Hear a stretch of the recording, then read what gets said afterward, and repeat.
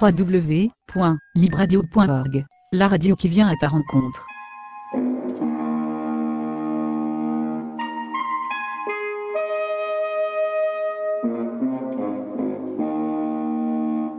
Alors bonsoir à toutes et à tous. Cette conférence a lieu dans le cadre d'une campagne, de la campagne aux élections nationales. Vous le savez pas, dans 25 jours exactement nous votons au Parlement fédéral et disons que depuis quelques semaines, c'est fou, mais tous les partis se sont découverts, tous sans exception, verts et féministes. C'est merveilleux. Donc, même l'UDC est féministe, même le PLR est vert, le Parti libéral radical. Bon. Donc on est dans une situation en ce moment, dans le cadre de ces élections fédérales, où on tente de taper sur un certain nombre de clous, puisque nous sommes un mouvement, Solidarité, qui sommes en lien avec le mouvement social, les mouvements sociaux, en dialogue avec les revendications des mouvements sociaux toujours, y compris avec la grève des femmes, grève des femmes, grève féministe, évidemment avec tous les mouvements de jeunes pour le climat. Nous les avons appuyés et nous avons soif de dialoguer avec chacun et chacune d'entre elles. Alors cette soirée est sous le logo de la liste pour une écologie anticapitaliste, qui va être présentée. Je pense que c'est la seule liste de toutes les listes qui seront présentées qui contient le mot anticapitaliste dans son intitulé. Et puis justement, la question qui était posée ce soir à Christine Poupin, c'était de parler du monde du travail, qui est toujours quelque chose qu'un certain nombre de mouvements, y compris de mouvements et de partis, essayent de scinder. Ce qui est bon pour un certain nombre d'entre nous ne serait pas bon dans le cadre du monde du travail. Alors voilà, je suis très heureuse d'avoir le plaisir d'accueillir Christine. Donc, Christine Poupin est porte-parole du NPA en France. Elle est militante syndicale, elle est évidemment féministe, on pourrait même dire écoféministe. Voilà, elle est écoféministe et je suis ravie de lui laisser la parole. Bien.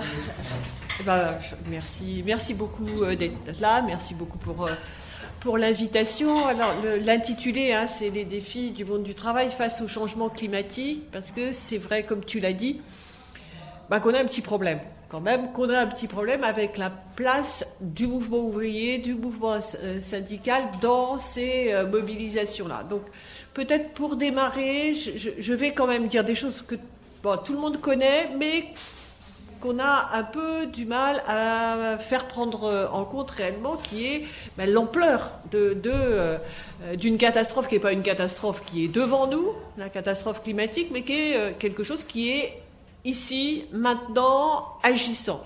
Et c'est vrai que les choses se sont un peu modifiées au cours des derniers mois, je dirais peut-être des 2 derniers étés, qui ont été quand même particulièrement visibles, où là, les phénomènes climatiques extrêmes, dont on dit qu'ils vont se multiplier avec le changement climatique, ils ont eu lieu là sous nos yeux, et puis avec des choses extrêmement visibles, spectaculaires. Bon, alors je pense évidemment aux incendies qui ravagent la forêt amazonienne, mais quelque chose qui sans doute encore peut-être frappe plus les esprits, qui sont les incendies au Groenland, etc.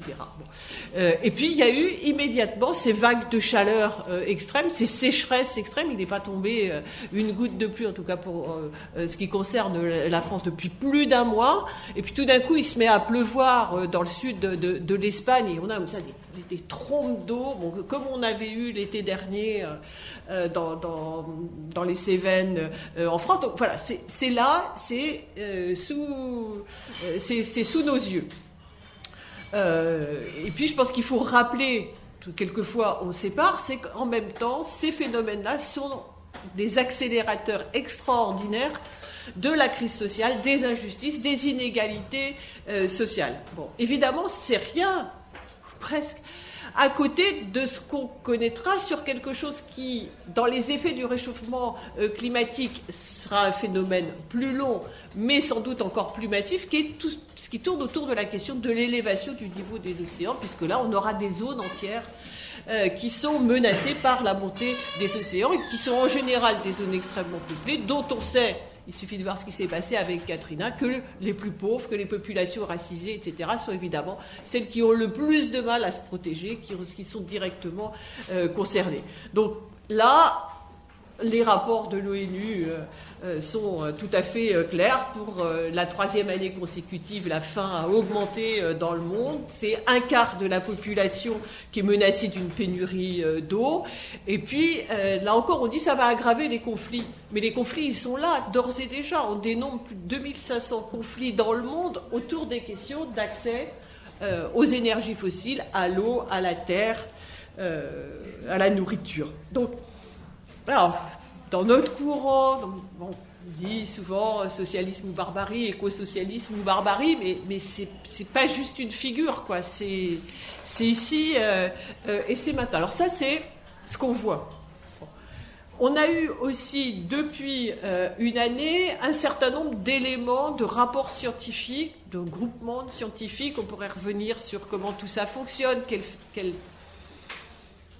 quel crédit, quel biais, etc. il y a autour de ces rapports, mais en tout cas, les choses sont quand même suffisamment établies, et ce qu'on peut constater, c'est qu'en général, les rapports ne surestiment pas, mais ont plutôt tendance à sous-estimer, puisque chaque fois qu'ils nous donnent des éléments en termes de fourchette, le rapport d'après dit « Ah ben en fait, c'est la partie haute de la fourchette qu'il fallait prendre », etc. Et c'est un peu toujours comme ça que ça se passe. Donc on a eu le rapport de l'IPBES sur la question de la biodiversité, avec l'effondrement de la biodiversité. Hein. C'est quand même 1 million d'espèces menacées sur les 8 millions existantes. Donc on est là dans quelque chose qu'on peut appeler une extinction massive des espèces. La dernière fois que ça a eu lieu, c'était il y a quand même longtemps, et c'était les dinosaures. Bon, donc c'est de quelque chose de cette ampleur-là dont on parle, mais avec des rapports de temps qui n'ont strictement rien à voir avec ce que la Terre a pu connaître par le passé. Alors,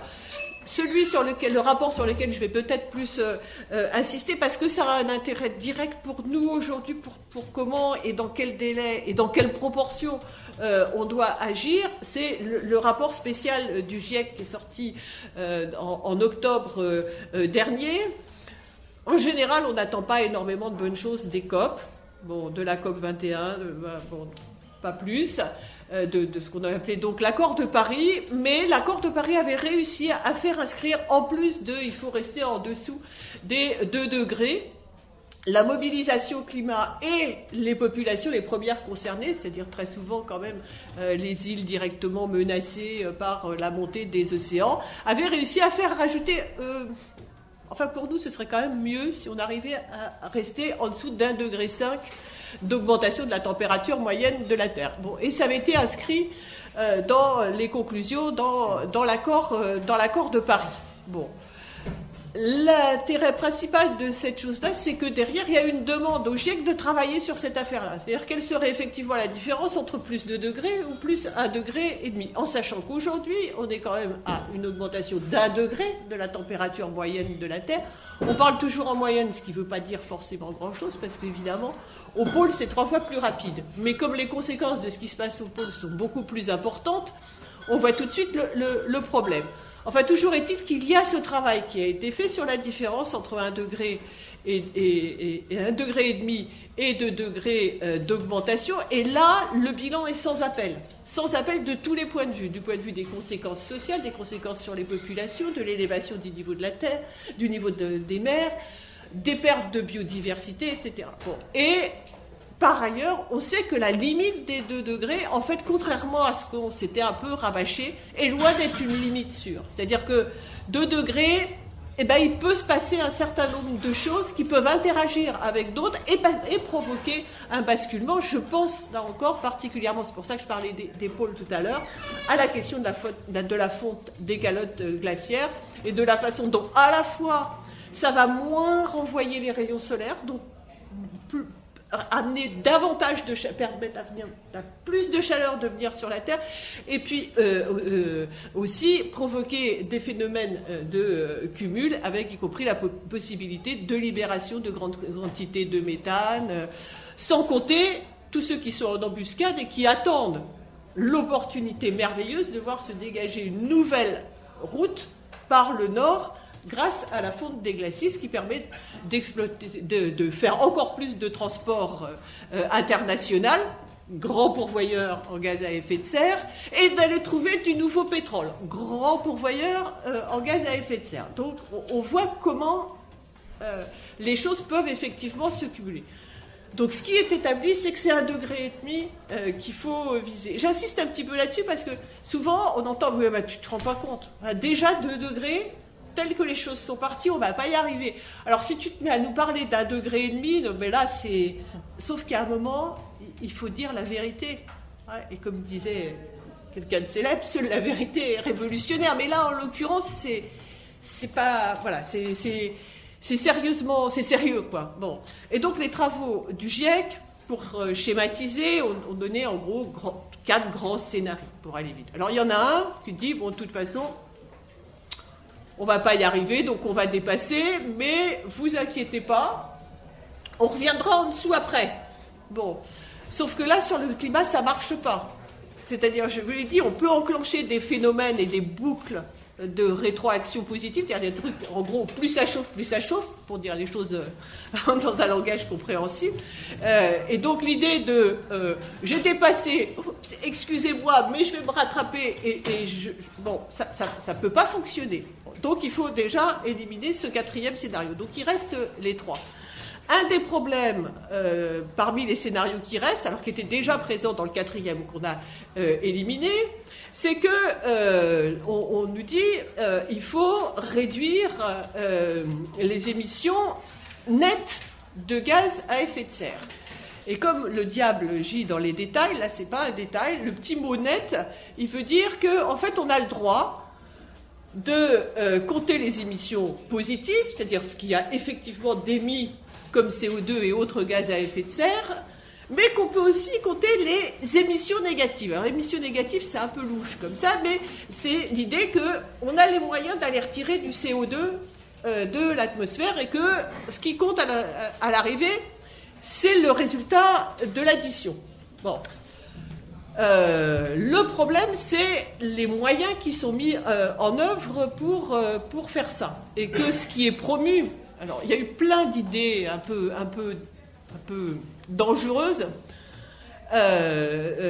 émises par ce qu'on appelle la géo-ingénierie, c'est-à-dire ces gens qui pensent que, enfin, globalement, on aura toujours les moyens, on trouvera toujours des solutions. La science et la technique sont tellement puissantes que il y aura moyen de moyenner et qu'on va s'arranger avec l'affaire parce qu'on finira toujours par trouver une bonne solution. Certains disent si, y compris si on se débarrasse du capitalisme, la science sera plus forte, elle pourra faire... Non, il y a des choses qu'on ne peut pas faire. Voilà. Alors là, le moyen qui est privilégié par le GIEC, ils en ont éliminé certains qui étaient vraiment encore plus dingues, mais celui-là apparaît plus réaliste, mais ne l'est pas tellement, c'est la bioénergie avec capture et séquestration du carbone. Ça fait BECS en acronyme, et ça part d'une idée qui est vraie, que les végétaux, en poussant, absorbent du CO2. C'est absolument vrai, c'est d'ailleurs pour ça que c'est un problème, la déforestation, puisque ça fait moins de végétaux qui vont absorber le CO2. Donc, mais c'est pas de ça qu'il est question. Il est question de produire des végétaux pour produire de la biomasse. Du coup, on ne parle plus d'arbres, de choses réelles, on parle de biomasse, c'est-à-dire de la nature réduite à son utilisation qui est de la cramer, en gros, pour fabriquer de l'énergie. Vous allez me dire, parce que vous avez suivi, quand on brûle des arbres, on dégage du CO2. Que nenni, ces gens-là capturent le CO2 à la sortie.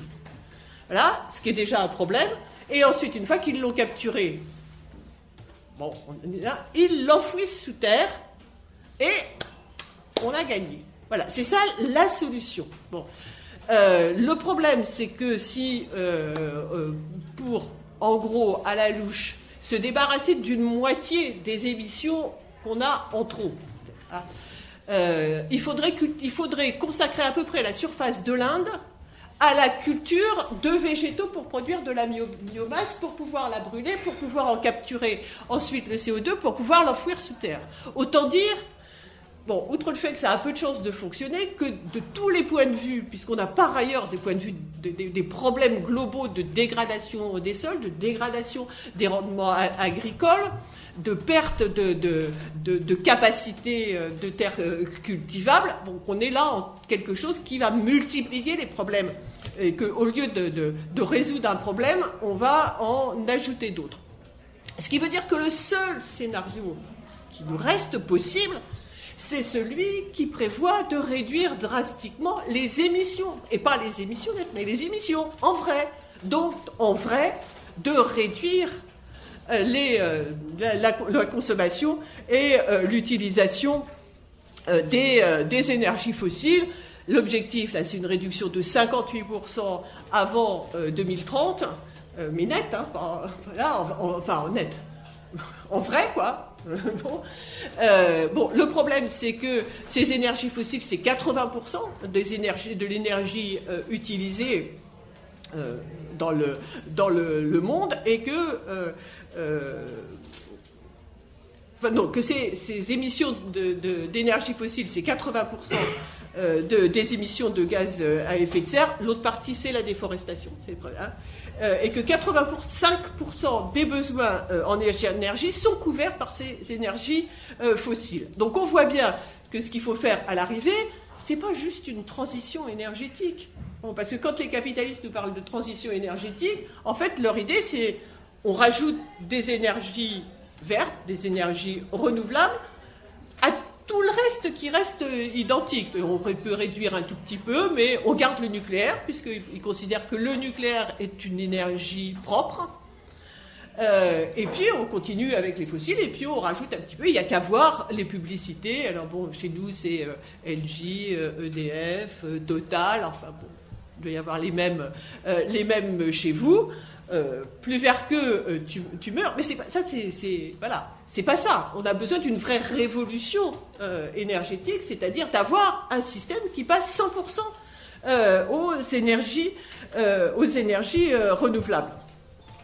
Donc ça, c'est une partie du problème. La deuxième partie du problème, qui n'est pas négligeable et qui explique beaucoup des autres blocages qu'on a, c'est que toutes les installations qui sont liées à ces énergies fossiles, c'est 1/5 du PIB mondial. Autant dire que c'est une masse absolument colossale de capitaux, auxquels il faut rajouter les réserves. Puisque pour les capitalistes, les réserves, c'est aussi du capital. C'est la promesse de profit à venir. Donc, décider de ne pas utiliser les énergies fossiles, donc de ne plus utiliser ni les installations, ni les réserves, c'est une destruction nette de capital. Autant dire que ça, vu du point de vue des capitalistes, je dirais juste le truc qu'ils ne peuvent pas faire. Ils peuvent faire beaucoup de choses, se déguiser avec des arbres partout, etc. Mais ça, c'est pas possible. Donc, il y a deux conclusions qui s'imposent une fois qu'on a dit tout ça. Donc, je suis désolé pour l'aspect un peu technique de ce début-là. C'est que la solution, elle suppose un niveau d'affrontement extrêmement important, donc un niveau de mobilisation extrêmement important, donc la capacité à mobiliser l'immense partie de la quasi-totalité de la population qui a intérêt à ça, mais de la convaincre de ça, et en particulier de convaincre ce qu'on appelle la classe ouvrière, enfin l'ensemble des classes populaires, bon, et qu'on a besoin de ce rapport de force-là. Ça, c'est une des conclusions. La deuxième conclusion, elle est sur un autre terrain, mais elle est aussi indispensable, c'est que la question, elle n'est pas de faire la même chose que ce qu'on faisait avant avec des énergies renouvelables à la place des énergies fossiles et du nucléaire. On ne produira pas autant d'énergie renouvelable que ce gaspillage énorme d'énergie qu'on a aujourd'hui avec les énergies fossiles et le nucléaire. Donc la question de la réduction de la consommation énergétique, avec toujours cette idée que quand même l'énergie la plus propre, c'est celle qu'on ne consomme pas. Bon. La question de la réduction de la production énergétique, elle est incontournable. Donc la réduction de la production matérielle et des transports sont aussi incontournables. Et là encore, il faut dire la vérité. Voilà, il n'y aura pas de production illimitée des énergies renouvelables, parce que ça pose plein d'autres problèmes d'utilisation des ressources, etc. Et que ce n'est pas vrai qu'on peut dire qu'on peut, sans limite, bon, ce qui est une des caractéristiques, je boirais bien un peu d'eau, de la production capitaliste, de produire sans limite. Il y a des limites et il faut effectivement réduire. Donc on voit bien, une fois qu'on a posé ces deux exigences-là, que quelque part on a un truc qui frotte, quand même. Que ce n'est pas exactement la façon de penser globalement du mouvement ouvrier et du mouvement syndical. Et pourtant, la classe ouvrière, qui occupe une position absolument décisive dans l'industrie et dans les services, on a besoin de sa participation et de sa participation active. Sinon, il n'y aura pas de transformation antiproductiviste de l'ensemble de l'économie. Voilà. C'est pour ça que cette question de la position, on l'appelle comme on veut, le monde du travail, la classe ouvrière, le prolétariat, bon, on l'appelle comme on veut, mais la question de l'engagement de cette partie essentielle de la population dans la mobilisation est une question absolument essentielle. Bon, et on a un problème. Voilà, on a un problème parce que dans les circonstances normales, dans la vie normale, cette classe ouvrière, ces travailleurs, ces salariés, ils dépendent directement du fonctionnement du capitalisme. Ils dépendent directement de leur emploi pour vivre. C'est d'ailleurs ça qui les caractérise comme salariés. Bon, et donc, d'une certaine manière, l'aliénation joue à plein dans le sens de leur attachement, de leur enrôlement à l'intérieur du fonctionnement du système et de la production capitaliste telle qu'elle est. Et c'est ça, fondamentalement. Pas parce que les ouvriers, ils sont bêtes, pas parce qu'ils pensent qu'à la fin de mois au lieu de penser à la fin du monde, comme dit Macron chez nous, etc. Mais c'est ça qui explique fondamentalement ces difficultés de mobilisation qu'on a. Et c'est à ça qu'on a besoin de s'attaquer, avec une difficulté supplémentaire. C'est qu'aujourd'hui, l'offensive néolibérale est une offensive de chômage, de précarisation, etc. Que, y compris, il y a un certain nombre de ces attaques qui se drapent dans le voile de l'écologie, voilà, qui fait que d'autant plus ça rend les choses compliquées, et que, y compris dans le mouvement syndical, par exemple, on va avoir des positions négationnistes, pas négationnistes dans le même sens que le climato-négationnisme de Trump. Bon, évidemment, c'est pas les mêmes intérêts, c'est pas la même chose, mais quand même, si les capitalistes parlent de ça et que ça nous retombe sur la figure, peut-être qu'en fait, c'est pas vrai. D'une certaine manière, ça nous arrangerait que ce soit pas vrai, parce que quand même, c'est compliqué, quoi. Bon. Donc voilà. Bon. Donc comment on attrape cette question-là? Alors, je pense qu'il y a une partie qui est une partie relativement évidente, mais difficile dans le rapport de force qu'on connaît, qui est d'abord la bagarre sur tout ce qui est la défense, l'augmentation des droits sociaux, des droits démocratiques des salariés. Évidemment, tout ce qui peut permettre de desserrer l'étau de la menace du chômage, du licenciement, de la précarisation, etc., est absolument essentiel. Donc toutes les bagarres qui tournent autour de ça, de la protection contre les licenciements, et au-delà de ça, de la possibilité, du droit, par exemple, pour les salariés, de proposer, en cas d'arrêt d'une activité, de proposer une activité alternative, une reconversion sous leur contrôle. Je pense par exemple, évidemment il faut produire moins de voitures, mais on pourrait imaginer une bagarre contre la fermeture de l'industrie, d'un secteur de l'industrie automobile, qui en général a reçu quand même énormément d'argent public, une bagarre pour la récupération de cet argent public et la possibilité avec ça que les salariés puissent redémarrer une production qui soit une production utile. Bon, alors, on peut discuter. Alors, il y a des secteurs pour lesquels c'est possible, il y a des secteurs pour lesquels c'est pas possible. Moi, je dois bien vous l'avouer, je travaille dans l'industrie chimique qui produit des engrais chimiques. Il faut arrêter cette production-là et on peut rien faire d'autre avec les installations. C'est-à-dire un machin qui est fait pour fabriquer de l'ammoniac, de l'acide nitrique, machin, etc. Ça ne peut faire que ça.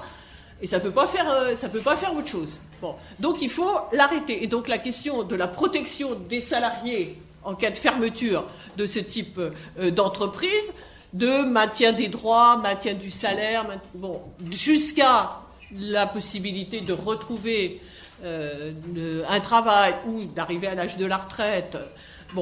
Cette question de garantie des droits est absolument essentielle. L'autre dimension, je crois, parce que c'est vrai qu'une fois qu'on est arrivé au licenciement, si syndicalement et politiquement dans l'entreprise on n'a pas mené les bagarres avant, les choses sont encore plus compliquées. Toute la question de droit d'organisation, droit de contrôle des salariés, en particulier autour des questions de santé au travail, autour des questions de durabilité des produits, d'efficacité, de pollution, etc. Je pense que c'est des choses qui sont absolument essentielles. Et là-dessus, il y a un certain nombre de choses qui se passent, il y a un certain nombre de choses qui ont progressé. J'en veux pour preuve un peu par la négative, puisque une des instances qui a été attaquée en France le plus par l'avant-dernière et la dernière contre-réforme sur la question du droit du travail concernait précisément les comités hygiène, sécurité, conditions de travail, dans lesquels, quand même, une série de syndicalistes et de syndicats avaient appris à faire ce travail et à prendre en compte cette dimension, ce qui est un peu...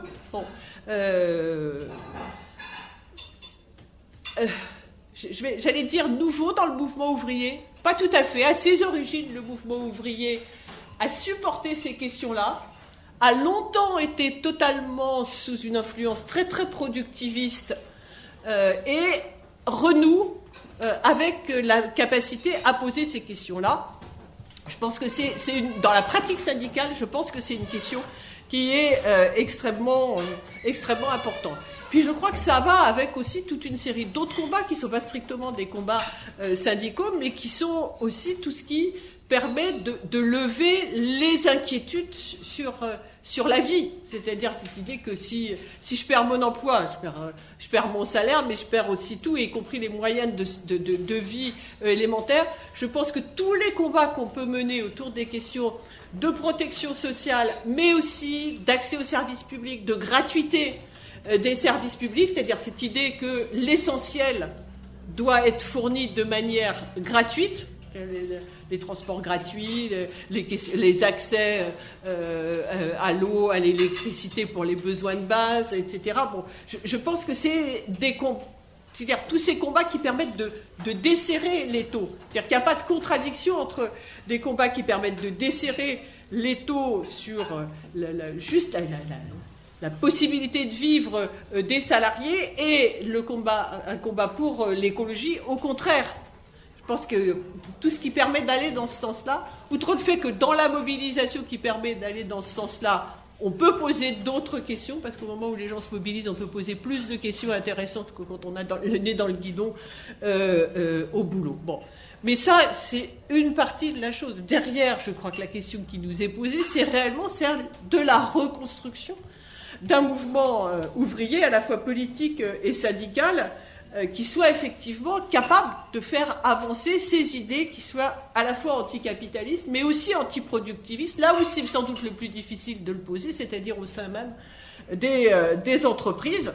Et je pense que je vais essayer de détailler sur, me semble-t-il, 4 grands domaines qui sont directement concernés, qui sont les domaines essentiels dans la discussion d'un projet politique, qui sont la question de la propriété, la question de la production, la question du travail et la question de la démocratie. Alors, sur la question de la propriété, évidemment, les questions de socialisation de secteurs comme les secteurs de l'énergie est une question totalement incontournable. C'est-à-dire, tant qu'on est dans une logique de profit, ce qui l'emporte, c'est plus je produis, plus je fais de profit, donc je vais continuer à produire. Et demander à Total de faire des économies ou de réduire la production, je sais pas, c'est juste inimaginable. Donc effectivement, la question de la socialisation de ces secteurs-là et de la possibilité de reprendre la main, y compris pour pouvoir envisager la sortie des énergies fossiles, la sortie du nucléaire et le basculement vers des énergies renouvelables, est absolument incontournable, de la même façon que la question de la socialisation du secteur bancaire, du secteur du crédit, parce que ben oui, les énergies renouvelables, pour ne parler que de la question énergétique, ça ne va pas se faire comme ça. Il y a de très gros investissements à faire pour basculer le système énergétique qu'il faut totalement transformer. Et puis il y a toute une série d'autres investissements dont on a besoin sur l'isolement des logements, etc. etc. Bon. Et puis la troisième chose, toujours autour des questions... Troisième et quatrième chose, toujours autour des questions de propriété, c'est toute la question de la déprivatisation, de l'abolition de la propriété privée des ressources naturelles. Bon, le capitalisme a gagné de plus en plus de terrain, hein, dans sa logique comme ça d'expansion nécessaire à l'infini, bon, et à marchandiser de plus en plus de secteurs et de plus en plus, y compris de ressources naturelles. Bon, je pense au sol, à l'eau, aux forêts, mais aussi, je pense qu'il faut intégrer là-dedans toutes les ressources du savoir, bon, autour de la question du brevetage du vivant, de l'accaparement des savoirs traditionnels, etc., bon, sur lesquels on pourrait éventuellement revenir. Et puis, là, alors, c'est mitoyé avec d'autres questions, mais je pense qu'il faut réellement qu'on arrive à se poser le problème, la partie facile, je dirais, enfin facile, entre guillemets, qui demande le rapport de force, qui est l'expropriation, mais ça laisse ouvert derrière la question de la propriété ou pas de la propriété, et de pouvoir éventuellement d'inventer d'autres formes qui seraient des formes qui auraient plus à voir avec ce qu'on appelle le commun. Alors on parle beaucoup des communs, etc., mais moi j'ai envie d'insister davantage sur une lecture du commun qui est une lecture plus peut-être qui remet sur le devant de la scène, je dirais, la politique, la délibération, le choix, le fait que rien de tout ça n'est naturel ou ne s'impose, que sur tout ça, il y a des décisions, des choix de société, des décisions humaines, de la délibération, éventuellement de la dispute, du désaccord, du dissensus. Bon. Mais je rejoins plutôt celles et ceux qui défendent l'idée qu'il n'y a pas de commun naturel, un peu... je sais pas, biblique, entre guillemets, bon, qui serait... l'eau, c'est évidemment un commun. Oui, l'eau, c'est évidemment un commun. Mais on peut considérer que plein d'autres choses, de services, etc., doivent être des communs. Et à partir du moment où on en use en commun et on décide des règles en commun, pour moi, ça devient du commun avec, je crois, deux choses essentielles qui sont un droit d'usage, qu'on pourrait plutôt substituer au droit de propriété, mais un droit d'usage qui s'accompagne dans toute une série de cas de manière absolument indispensable du devoir d'en prendre soin. C'est typique sur la question de la terre, par exemple. C'est-à-dire qu'aujourd'hui, les sols sont tellement dégradés que tout droit d'usage de la terre implique un devoir d'en prendre soin, puisqu'on a besoin de reconstruire quasiment à peu près partout la couche vivante du sol. Et donc, il ne peut pas s'imaginer un usage délibéré, réfléchi et commun de la terre qui ne prenne pas cette dimension-là en compte. Donc, ça, c'est autour de la question de la propriété. Mais il me semble que ces questions de changement des formes de propriété, en fait, elle n'a d'intérêt que si elle permet précisément cette question d'une gestion démocratique. Donc c'est pour ça que je préfère la notion de commun. Et puis en même temps, une profonde transformation de la production elle-même. Sur tout l'appareil de production, la question, elle n'est pas simplement la question de la propriété, de à qui ça appartient. C'est-à-dire, on a un appareil productif dont on ne peut pas dire simplement « Bon, les capitalistes, poussez-vous de là, et nous, on s'y met, et vous allez voir ce que vous allez voir. » Non. l'appareil productif tel qu'il est construit, il n'est pas neutre. Il a été construit pour produire des marchandises, pour faire du profit. Et il a été fabriqué pour ça, fait pour ça, pensé pour ça, organisé pour ça. Bon, et donc, le faire fonctionner autrement pour une autre finalité de la production, ça demande une modification profonde. Bon, l'exemple du nucléaire, vous allez me dire, c'est exagéré, le nucléaire. Mais c'est pas si exagéré que ça. Parce qu'y compris la question de la propriété, hein, si on prend la sœur aînée du nucléaire, qui est l'État français, c'était une propriété publique pendant très très longtemps. Alors c'est vrai que les choses se sont modifiées en passant au privé. Mais au-delà de ça, le choix de l'énergie nucléaire, au-delà des dangers, du problème du risque d'accident, des problèmes de déchets, etc., c'est aussi le choix d'une extrême centralisation. Bon, et qui dit extrême centralisation, dit aussi extrême sécurisation, sécuritarisation, c'est pas français, mais vous voyez ce que je veux dire. Il n'y a pas d'installation nucléaire qui ne suppose pas un quadrillage policier, une surveillance policière, une centralisation, etc. Le nucléaire autogéré, juste, ça ne peut pas exister. Bon. Ça, c'est un exemple extrême, mais je pense que c'est généralisable à toute une série de secteurs de production. Bon, on parle rarement, on inclut rarement l'agriculture, mais l'agriculture, il y a évidemment des questions de propriété, etc., parce que c'est ce qui est posé avec l'appropriation par l'agro-industrie. Mais on ne veut pas produire nous-mêmes de manière autogérée les saloperies qui sont produites par l'agriculture industrielle. Là, on voit bien qu'il faut quelque chose qui soit radicalement transformé dans le rapport à la terre, dans le rapport aux semences, dans le rapport aux cultures, dans la localisation, bon, etc., etc. Bon, et donc c'est une modification complète de l'organisation de la production, y compris en assumant la nécessité de supprimer une série de productions qui sont des productions inutiles. Bon, je vais pas insister là-dessus, mais au-delà des productions inutiles, je pense que tout le champ, par exemple, alors la suppression de la publicité, déjà, ça nous ferait des vacances. Ça consomme beaucoup d'énergie, ça crée des besoins inutiles. Mais au-delà de ça, le gaspillage, c'est aussi tout ce qu'on appelle l'obsolescence programmée. Bon. Le fait de se réapproprier ça, je pense, ça m'amènera au sujet suivant, ça change aussi le rapport au travail. Je me souviens d'une bagarre quand ils ont fermé une série de sites de production de quelque chose qui est devenu Moulinex, qui s'appelait Seb avant, enfin, qui produit du petit électroménager. Bon, vous savez, typiquement, le truc, c'est garanti 2 ans, et à 20 mois, le machin tombe en panne.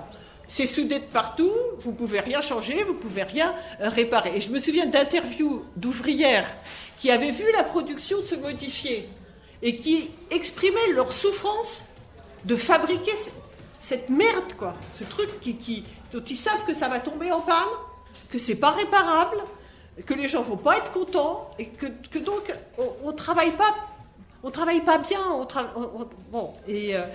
Je crois que cette dimension-là, elle est très très très très importante. Parce que ça, c'est aussi quelque chose qui parle directement à celles et ceux qui travaillent, à celles et ceux qui produisent. Bon. Donc ça, c'est une dimension, puisque mon troisième point, c'était la question du travail. Cette question de ce qu'on produit, de comment on le produit, du contrôle qu'on peut avoir là-dessus, est une dimension qui est absolument essentielle et qui est valable dans l'ensemble des secteurs de la production, puisque alors, on nous parle de stress. Alors après, maintenant, ils nous font des trucs de qualité de vie au travail dans les entreprises, des cellules, bonheur au travail, etc.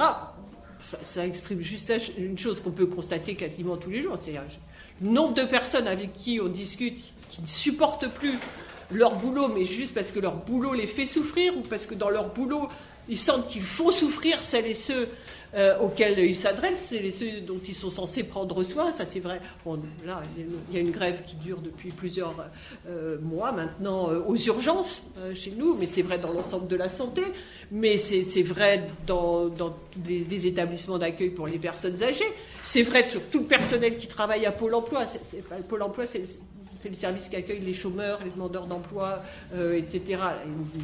Il y a un taux d'arrêt de travail, de gens qui craquent, de suicides au travail, etc., absolument colossal. Bon.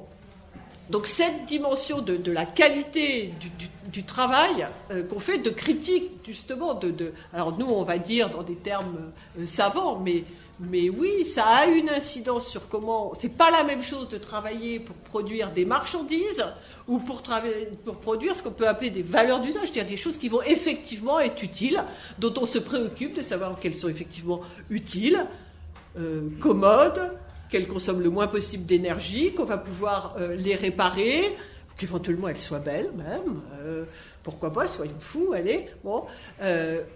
Voilà, ce n'est pas la même chose. Et je pense que notre projet de transformation, si on veut qu'il puisse effectivement parler et être le fruit de l'ensemble de la classe ouvrière, du prolétariat, etc., je pense qu'il faut prendre en compte cette dimension-là et parler effectivement du travail et pas considérer que c'est quelque chose qui est... Voilà, c'est comme ça le boulot. De toute façon, c'est chiant, donc la seule horizon, en gros, c'est de travailler moins, mais le temps qu'on y est, bon, non, je pense qu'il faut pas prendre des choses comme ça. Il n'empêche qu'il faut parler de la question de la réduction du temps de massif, du temps de travail, de la réduction collective du temps de travail, parce que la réduction générale du temps de travail, il y en a, hein, avec le chômage, le temps partiel imposé, en particulier aux femmes, etc. Mais c'est pas de ça qu'on cause, on passe d'une réduction collective du temps de travail, bon, avec le maintien du salaire, avec les embauches correspondantes, etc., etc. C'est évidemment pour moi une revendication essentielle qui devrait être au cœur de l'activité et d'une activité commune du mouvement pour le climat, par exemple, et du mouvement ouvrier. Là, on commencerait à causer de la même chose. On commencerait à tisser vraiment des convergences qui ressemblent, qui soient réelles. Bon,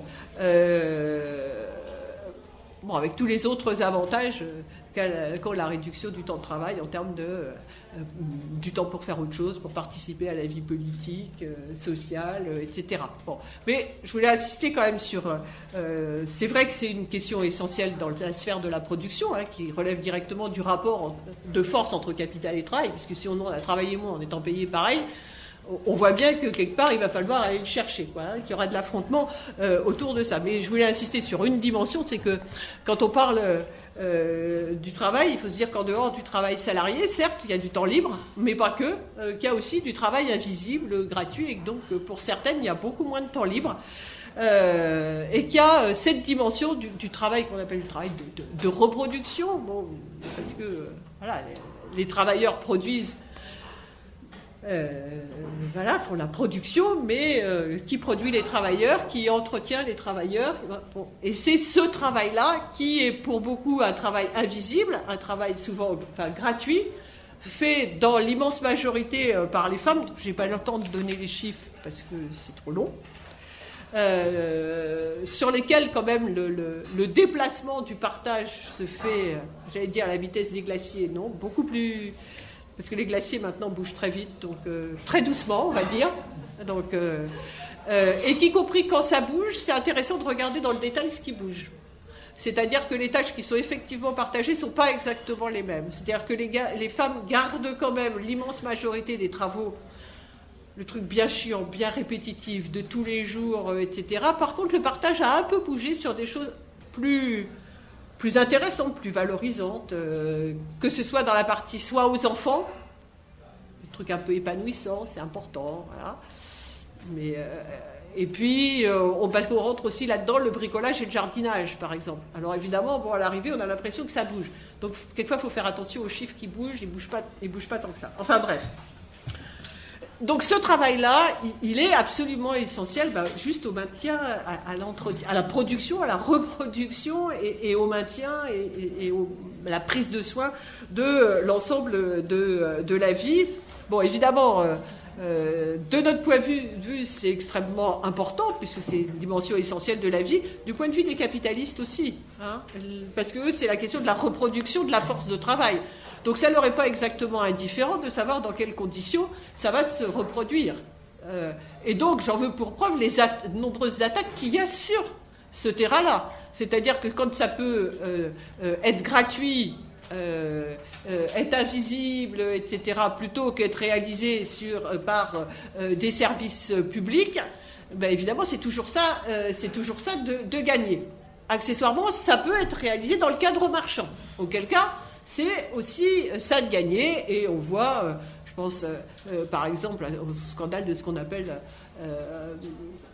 l'or gris en France, qui est tout ce secteur d'accueil des personnes âgées, etc., dans lesquels on a là des gros groupes capitalistes qui ont mis la main là-dessus pour la plus grande souffrance des salariés, parce que c'est la grande majorité, et des personnes qui sont accueillies. C'est aussi dans la marchandisation une certaine division internationale du travail, hein, puisqu'on a malgré tout, c'est vrai qu'il y a des choses qui ont changé dans la société. C'est vrai que dans certaines couches de la société, il y a un accès des hommes et des femmes à des tâches salariées plus intéressantes, à des postes de responsabilité, etc.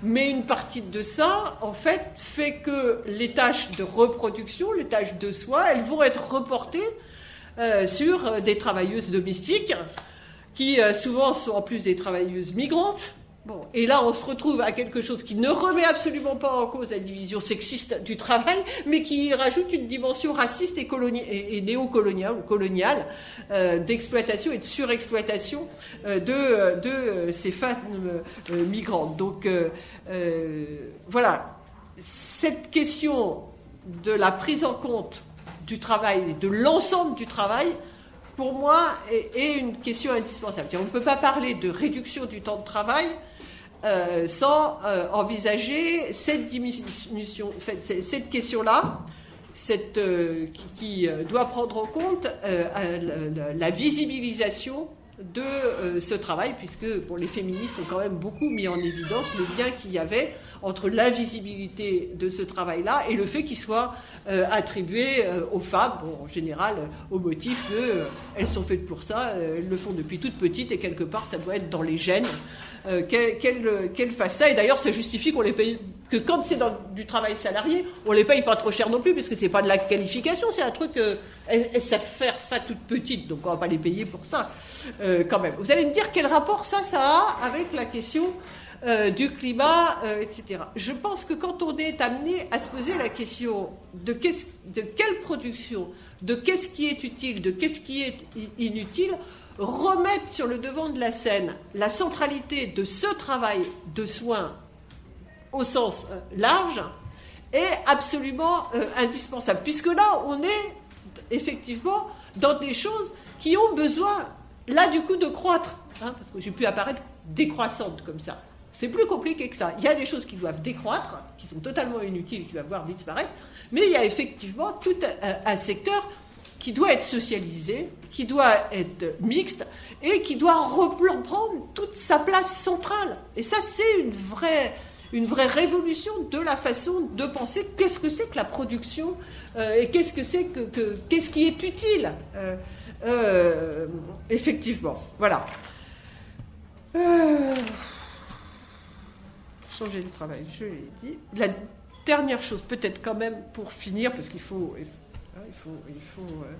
arrêter, je vais vous dire juste 2 mots sur les questions de démocratie qui, me semble-t-il, doivent être entremêlées avec tout ça. Je l'ai dit un petit peu avec la question des communs, mais cette idée d'une démocratie qui ne s'arrête pas à la porte des entreprises, mais qui rentre pas simplement l'autogestion au sens de la gestion économique de l'entreprise, mais aussi d'une forme de démocratie du travail, de délibération du travail, de redonner un sens politique à cette question-là, et qui doit s'articuler effectivement avec le fait de reprendre la main sur les grandes décisions, sur les grands choix. Donc on est une articulation entre cette démocratie de production, on peut dire, et puis des démocraties plus territoriales, etc.,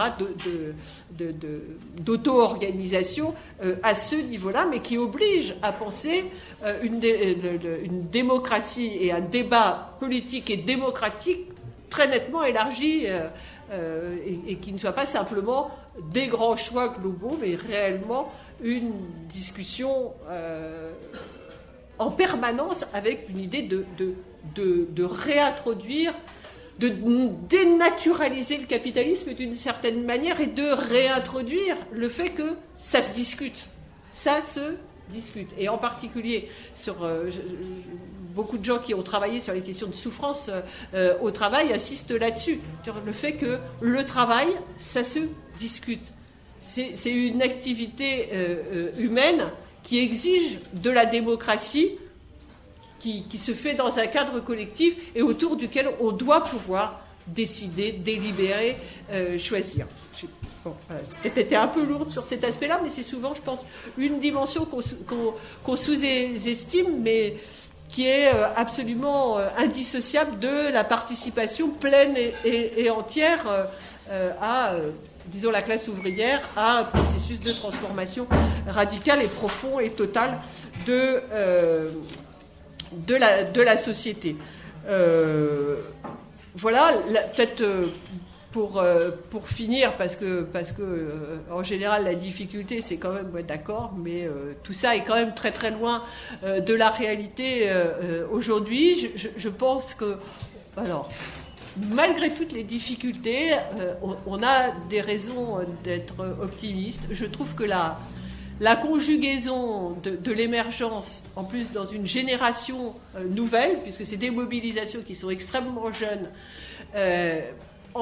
pour l'instant, il y a des ponts qui se font, mais ils sont encore petits, mais à la fois d'une mobilisation féministe et en même temps d'une mobilisation pour le climat, indique que le terrain de la lutte, il est plus simplement ce qu'on avait un peu l'habitude de considérer, c'est-à-dire en gros l'affrontement capital, travail, salarié, avec au cœur, voilà, il y a et les questions de reproduction et les questions de soutenabilité, c'est vraiment, mais de prise en considération les limites finies et l'état de la planète et sa santé, etc., qui s'invitent dans le rapport de force, qui s'invitent dans le débat public. Et du coup, l'optimisme, quand même, c'est que du coup, ça élargit sensiblement les alliances nécessaires, mais aussi possibles, puisque la contradiction, c'est pas simplement le capital contre le travail, pour aller vite, mais le capital contre la vie elle-même dans toutes ces dimensions. Voilà. Et je pense que ça veut dire que nous, on soit capable de poser aussi les choses de cette façon-là, bon, en rompant un peu peut-être avec une idée souvent répétée, mais qui n'est pas une idée de Marx, que le capital, que le travail est la source de toute richesse. Non, le travail n'est pas la source de toute richesse. La terre aussi, et il faut rajouter à ça l'ensemble du travail accompli dans la reproduction. Et je pense qu'une fois qu'on a ça en tête et qu'on regarde le monde tel qu'il est, les luttes telles qu'elles sont en train de se développer, et que peut-être on se décale un petit peu par rapport à des lunettes plus anciennes, il y a quand même des raisons d'espérer. Je ne dis pas que l'écosocialisme est pour demain, mais peut-être après. Voilà. Merci.